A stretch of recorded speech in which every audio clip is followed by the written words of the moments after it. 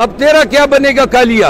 KP में 2-3 बड़े बड़े मकामात पे इंशाल्लाह जलसों का एहतमाम कर रहे हैं और अली अमीन खान जो हैं इसके लिए शेड्यूल फिक्स करेगा। पीटीआई ने जलसे की एक दरख्वास्त दी है जिसकी वो इंतजामिया भी देख रही है। क्या इस्लामाबाद में, केपी में और बाकी जगह शहरों पे आप लोग दरख्वास्त देने जा रहे हैं? हमने दरखास्तें दी हुई हैं, केपी में तकरीबन हर जिले में अब दे चुके हैं और हम उनके अहकामात का इंतजार कर रहे हैं। अगर डिप्टी कमिश्नर इजाजत नहीं देते हैं तो हम पेशावर हाई कोर्ट से अनकरीब रजू करने वाले हैं। ये पीटीआई का गुब्बारा छोड़ने पे पाबंदी है, केक काटने पे पाबंदी है, खाने पीने पे भी शायद पाबंदी लग जाए, ये तो देखने में वाला। बस इन पाबंदियां, इन गैर कानूनी पाबंदियों को हम तोड़ेंगे। ये किस तरह हमारे खान की सालगिरह पे केक काटने पे पाबंदी लगा सकते हैं? ये डंडा जो है और ये वर्दी कानून ने इसलिए इनको पहना ही है कि ये पाकिस्तान तहरीक इंसाफ पे जो है अपना गुस्सा उतारें। हम हर किस्म की इस जुल्म और जबर को हम फेस करेंगे, अदालतों में भी और फील्ड में भी। अदालत ने आज मेरी जमानत कन्फर्म कर दी, लेकिन जो चीज़ काबिल अफसोस है वो ये है कि जज साहब ने बार बार उनके वकील से पूछा कि उसने क्या मारा है शेर अफजल को। तो मैं खुद खड़ा हो गया और मैंने जज साहब को कहा कि ये सिर्फ FIR के लिए अपने ही बयान से मुनकिर हो गया। ये आज आ जाए कुरान पे कह दे कि मैंने इसको धमकी दी है तो मैं गिरफ्तारी दे देता हूँ। अखलाकियात और अपना बयान सबसे बड़ी बात होती है। ये चपेट तो छोटी चीज है, आदमी बार बार कहता है।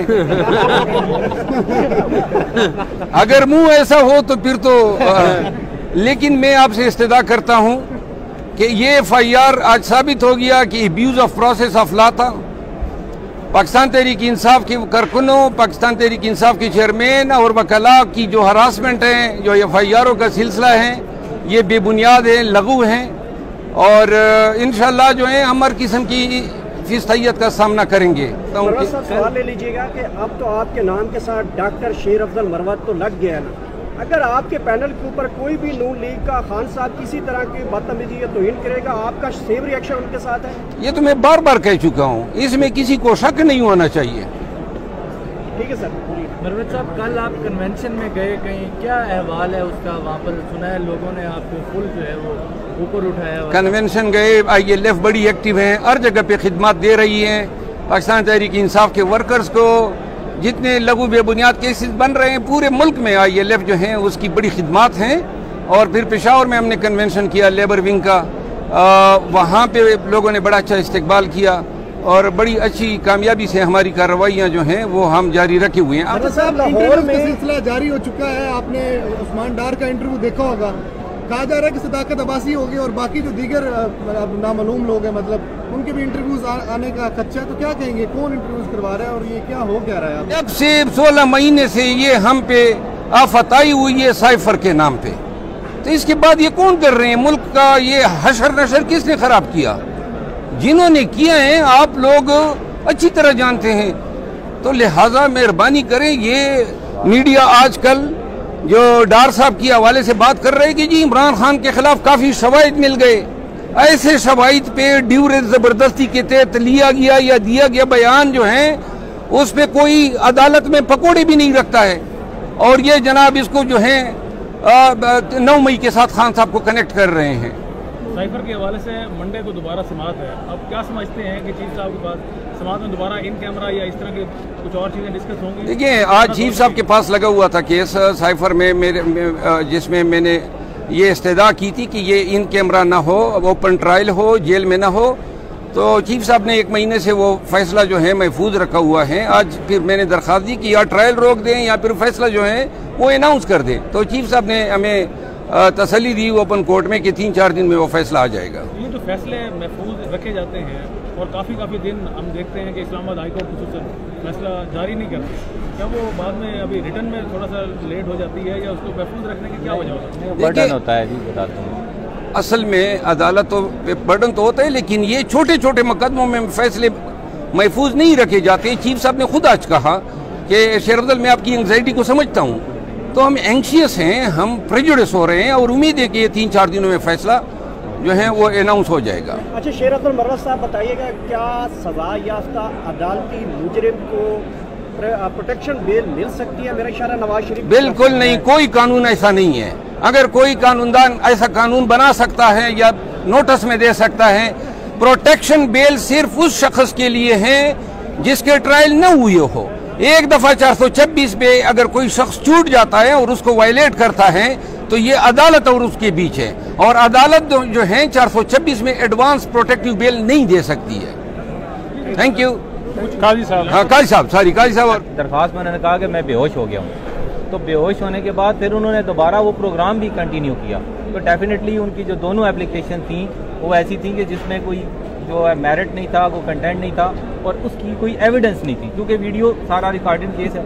और 5062 के हवाले से जो सुप्रीम कोर्ट ने लेटेस्ट जजमेंट दिया है उसमें यह है कि अगर कोई अक्रेंस हो जाता है तो फिर 5062 नहीं रहेगा, फिर उस अक्रेंस का जो पनिशमेंट है वो होगी, वो 352 लगा दी थी जो उन्होंने अब्यूज़ किया है। तो चूँकि 352 की जो बेलेबल ऑफेंस है 3 महीने उसकी पनिशमेंट है, तो इस वजह से 5062 मेड नहीं होता था। और जज साहब ने भी यही फाइंडिंग दी है, ऑब्जर्वेशन दी है कि चूँकि वहाँ पे कोई असला नहीं था, किसी किस्म की इस तरह की थ्रेट रिकॉर्ड के ऊपर नहीं आई है, तो ये जो बात है ये गलत है और 506 मेड नहीं होता। इसलिए शेर अफजल साहब की जो बेल है फ्री अरेस्ट अल्हम्दुलिल्लाह कन्फर्म हुई है, क्योंकि ये FIR जो है वो गलत तरीके से कटाई की थी और झूठ के ऊपर मबनी। अच्छा सर बताइएगा, इस्लामाबाद हाई कोर्ट में आपने एक दरख्वास्त की हुई कि कोई भी शेर अफजल साहब के खिलाफ मुकदमा, क्योंकि बैरून मुल्क जाना चाहते हैं, आज उसकी अपडेट्स के वाले आज वो डिस्पोज ऑफ हो गया है। उन्होंने डायरेक्शन दिया है कि किसी किस्म की जो है हरासमेंट शेर अफजल साहब को ना कीजिए, क्योंकि कोर्ट के नोटिस में हमने लाया कि ये बाहर जा रहे हैं 10 दिनों के लिए। FIA वालों को बुलाया उन्होंने, इस्लामाबाद पुलिस को भी, कि कोई इनके खिलाफ इंक्वायरी कोई FIR है तो रिकॉर्ड के ऊपर पेश करें।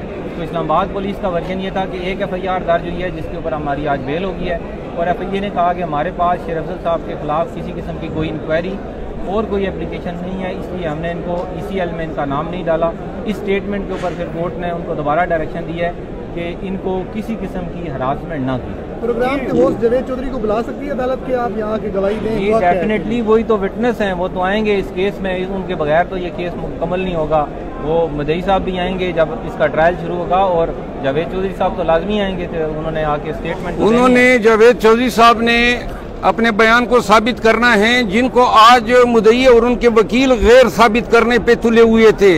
इन्होंने 7 दिन तक मेरे खिलाफ जो है वीडियो लगाई कि जनाब इनको मारा, फिंटियां लगाई, लाथें मारी गई। आज बार बार जज साहब ने पूछा कि जी आपने कुछ किया, तो जनाब अली खामोश। फिर मैंने बता दिया कि जी आप FIR के लिए जो आप फिंटियां लगवा रहे थे उससे आप, लेकिन मैंने तो कहा कि जो मैंने किए हैं वो उससे तो मैं कतई इनकारी नहीं हूँ। देखिए इसकी FIR का तो ये हशर हुआ, मेरी जो FIR है उसकी दरख्वास्त लगी है, काजी साहब मेरे वकील हैं, अगर मेरी FIR उसके खिलाफ दर्ज हो गई तो उससे जरूर पूछना कि अब तेरा क्या बनेगा कालिया। और मुस्तकबिल में सुलह हो सकती है अफनान के साथ आपकी? वो कोई हमने जो है इतनी बड़ी अदावत नहीं है, एक चपेड़ मारी है और कुछ थोड़ी बहुत और खिदमत की है, तो हमने तो उसके साथ प्यार मोहब्बत किया है। देखिए उसको समझाना जरूरी था, ये रिवायत ही अब जो है हर टॉक शो पे बैठ के बदतमीजी कर रहा था, ये सबक ये याद रखेगा, इनका किसी के साथ बदतमीजी नहीं करेगा। 2 जुमले हैं जी, 2 जुमले मैं करना चाहूँगा सिर्फ। एक फ़ख्र की बात है और दूसरा जो है वो खुशी की बात है। फ़ख्र की क्या बात है कि शेर अफजल मरवत साहब पहले दिन से आज तक अपने मौक़िफ़ के ऊपर कायम रहे, डटे रहे और उससे पीछे नहीं हटे। और खुशी की क्या बात है कि उसने एडमिट कर लिया है कि मुझे बहुत मारा है।